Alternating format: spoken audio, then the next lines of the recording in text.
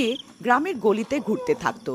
লোক নিজের নিজের ঘরে লুকিয়ে পড়তো আর ওর ভয়ানক আওয়াজ শুনে ভয় পেয়ে যেত। রাত হলে পুরো গ্রাম নিস্তব্ধ হয়ে যেত। ওই শয়তান একেবারেই নির্বোধ ছিল। গ্রামের লোক নিজের নিজের ঘরের দরজায় শয়তান কাল আসবি লিখে দিত। ওই শয়তান ওটাকে পড়তো আর আগে বেরিয়ে যেত।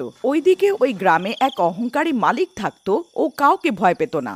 ওগো, আমরা এখন এই গ্রামে নতুন নতুন এসেছি, আমাদের গ্রামের লোকেদের কথা মানা উচিত আর দরজার শয়তান কাল আসবি লেখা উচিত। রাতও হয়ে গেছে, কোথাও ওই শয়তান এখানে না চলে আসে। আমি কাউকে ভয় পাই না। আমি এরকম অন্ধবিশ্বাসে মত রাখি না। আর রাত হয়ে গেছে, গিয়ে শুয়ে পড়ো। এতটা বলে মালিক নিজের ঘরে ঢুকে শুতে চলে যায়। তখনই ওই শয়তান চিন্তিত আর হয়রান হয়ে যায়।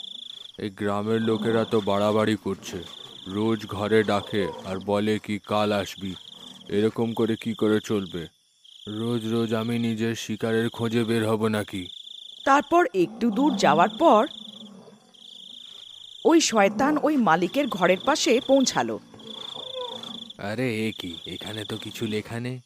এর দরজাই ধাক্কাই, মনে হয় আজকে আমার খিদে মিটে যাবে। শয়তান জোরে জোরে মালিকের দরজার ধাক্কা দিচ্ছিল। আরে, এত রাতে কে এসে গেল? ওগো, তুমি যাও না দরজা খুলতে। আমার হাঁটুতে খুব ব্যথা হচ্ছে, তুমিই খুলে দাও না। তুমি ভয় পেও না। না, নিশ্চয়ই আমাদের দোকানে কাজ করার চাকর রামু হবে, পাওনার পয়সা নিতে এসছে। তুমি যাও, দরজা খুলে আসো। তারপর তার স্ত্রী ভয় ভয় যায় আর জানলা দিয়ে উঁকি মারে। ও সেই শয়তানকে দেখতে পায়। ও অনেক ভয় পেয়ে যায়, তারপর দৌড়ে ঘরের দিকে চলে যায়। এখন অনেক বাজে ফাঁসলাম। ওই শয়তান তো আমাদের দরজায় দাঁড়িয়ে আছে। এখন কি করব? আমি তোমাকে বলেছিলাম না আমাদের গ্রামের লোকেদের কথা শুনে নেওয়া উচিত। কিন্তু তুমি তো বলতে আমি কাউকে ভয় পাই না। তাহলে এখন কেন ভেজা বেড়াল হচ্ছ? মূর্খ মেয়ে, আসতে বলতে পারিস না? যদি এত জোরে জোরে চেঁচাবি তো বাইরে যে তোর বাপের বাড়ির থেকে এসেছে না, ও কাঁচাই খেয়ে যাবে। এখন কি করি, কোথায় যাই? ওই শয়তান দুজনের আওয়াজ শুনে নেয় আর জোরে জোরে দরজা পেটাতে লাগে। এই খোল দরজা, আমি জানি যে তুই ভেতরেই আছিস। তোরা গ্রামের লোকেরা আমাকে খুব মূর্খ বানিয়েছিস। এখন ব্যাস, অনেক দিন ধরে আমি না খেয়ে রয়েছি। আজ তো আমি আমার শিকার আমার সঙ্গে নিয়ে যাবই।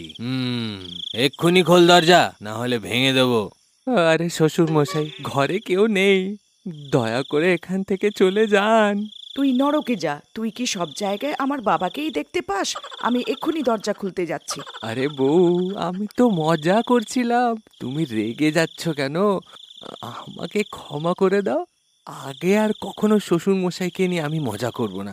আমি তো তোমাকে ক্ষমা করে দেব, কিন্তু আমার মনে হয় না আজ এই শয়তান আমাদের ক্ষমা করবে। তখনই সে শয়তান দরজাটা ভেঙে দেয়।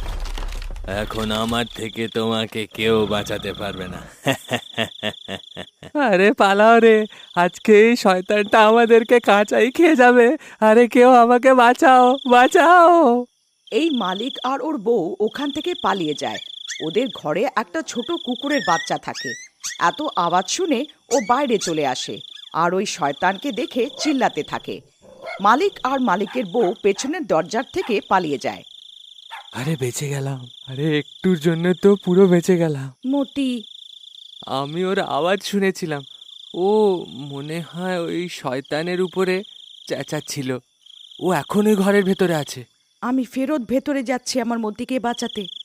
তোমার মাথা খারাপ হয়নি তো? তোমার কি মনে হয় আমি একটা কুকুরকে বাঁচানোর জন্য ঘরের ভেতরে যাব?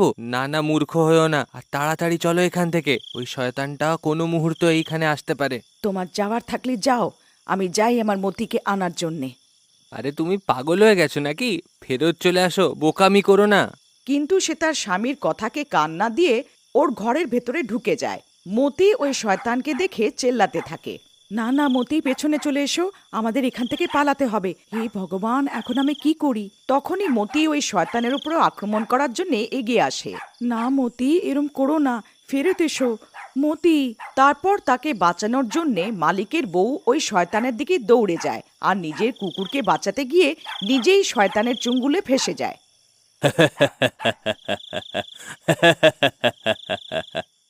অনেক দিন পর কোনো শিকার হাতে এসেছে। মতি, তুমি পালাও।